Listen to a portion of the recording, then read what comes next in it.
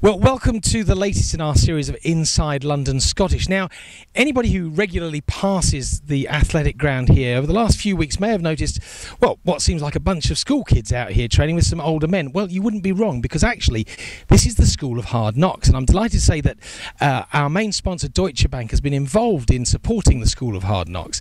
And, well, I'm honoured to be joined here by Dan and Mike from the School of Hard Knocks. Guys, welcome. Thank you very much for coming to join me today. Mike, if I can start with you.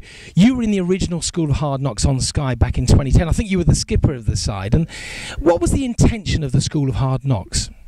My understanding, when I first met Will Greenwood, he came up to me outside of a job set because I was going to sign on.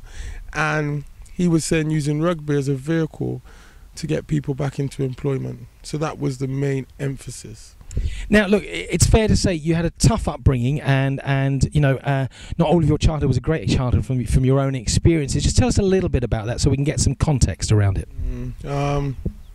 I spent a lot of time being bad, or what I thought was bad, getting in trouble with police, spending time in prison, drug involvement, having no respect and a lot of disregard for everything around me. I was just a selfish person, but I didn't see it as being selfish. I thought I was doing what was going to get me success, and I was wrong. Dan, if I can bring you in at this point, I mean, this is working with the community, if you like, in terms of helping children who've been very much in similar positions to Mike. What is it that it does, and how do you identify people to work with?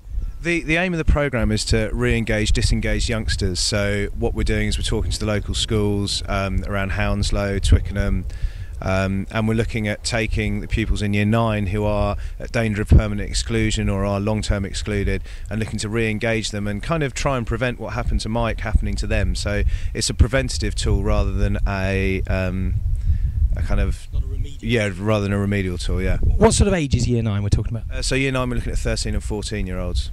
Now, Mike, we were just talking on a lunch break there, and you were saying today you're probably more excited than you've been in a lot of the situations you've been involved in with these kids. Why is that? You're getting great feedback from them today, or it must be difficult because they've got differing levels of engagement, I guess. Yeah, it's just what School of Hard Knocks represents, because for me, School of Hard Knocks has been a great success. And for me to be reminded, because when I was young, rugby was an important part of my life and I drifted away from that. And to be reminded as an adult the benefits and the transferable skills that rugby have and how School of Hard Knocks has helped me to empower my life, is I felt privileged to be invited to work with Dan and the rest of the guys with these young people to try and encourage and empower them not to make the mistakes I made. And I was very excited. And Dan, is it about helping them channel their physical aggression or whatever it is and use it in the right way without actually taking it out in a bad way? Yeah, very much so. It's about giving them a focus and something they can achieve. So the aim of the programme is to take them out of the environment that they're used to being in and put them in an environment where every single one of them can feel that they've achieved something at the end of the day. So regardless of their physical stature, whether they're the smallest boy in the year group or the biggest boy in the year group, that's the beauty of rugby, that it lends itself to all shapes and sizes. And we like to put them out on the field and give them the opportunity to do something they've not done, but also take all of those values from rugby, the teamwork, the work ethic, the focus, you know, the aggression control and anger management aspects of the game, and then sort of take it and put it into a classroom.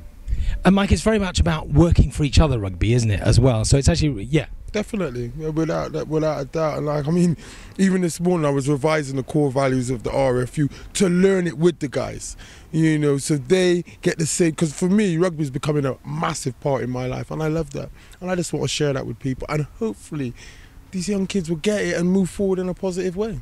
Now, I can't believe, actually, you are 40 years old. You look so much younger and fit, I have to say. But your own rugby experience and so on, you've played a fair bit? As a youngster, I played a lot. I played a lot in prison as well. You know, I was part of a prison team, which again was a good outlet for me. And in the last couple of years, I played for the School of Hard Knocks, which was a great game. And I played a couple of club games after that. But I'm more involved now in the development of rugby rather than actually. But I'm looking to play sevens this year, though. So if anybody out there wants a sevens player, here's your man. And I'm sure being very modest, is he, Dan, about his own particular potential? You can see with the physique on him that, you know, he's going to be an asset to any side he plays in. I'd hate to come across that on a sevens pitch. Frankly, yes, I agree with you. I'd stick to refereeing, I think. But look, what's the intention of this current programme? Where are you in it now at the moment, and where's it going to go to? We're currently on week 4 of the current programme, so we're at the halfway point. Made some huge inroads with the youngsters that we've got in at the moment, from their focus and attention in the classroom, which is already much better than it was when they first arrived, and the real developments that we're looking for over the next few weeks are looking towards the rugby, because we want to be able to bring them out at the end of their 8 weeks and have a school of hard knocks under 14s against a London Scottish under 14s, and that's our aim. And I think, you know, we've got some incredible natural athletes in amongst the group, and despite the fact the majority of the boys have never played before, I think we'll have a good side, and it'll certainly be a spectacle worth watching, that's for sure. You're not going to try and nick in as a sort of an overage youngster there, are you? I wish I could. I was only saying to the guys today, I wish I was their age again to have made better choices, but for me it's just to encourage good choices and just to have fun, you know, because rugby is a good game, it is fun, it's got so many good core values that, as I said, can be transferable. So I just want to have fun with the guys, really. Mike, is it fair to say a lot of adults who don't understand just jump to conclusions very quickly about these sort of kids, and actually they deserve to be given a chance, don't they? Definitely, because like for me, like some of the guys, I was working with some of the guys, and you could just see where they're the differentiated learning. Some guys just don't know how to channel themselves, so they become bored, therefore their behaviour becomes to seem disruptive. But it's not, they just need their boundaries pushed. They need to be challenged. Do you see what I mean? I was a kid like them, where I got bored easy. If I'm not challenged, I'm doing my own thing. I'm trying to create my own fun, you see what I mean? Because no one's challenging me.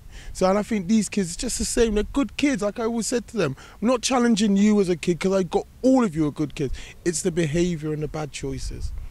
And Dan, I guess the challenge for you is to keep that challenge going for them, is it? Yeah, absolutely. It's about keeping them engaged, keeping them in an environment that they find interesting and that's stimulating to them. We're very lucky, you know, to have people like Mike working with us, and we've had a number of other guest speakers and guest presenters in, and it's just, you know, it's a fantastic environment for these boys to be in. Really takes them out of their comfort zone and makes them sort of set themselves good, achievable goals that are some things that they may never have thought about before, and that's what it's all about.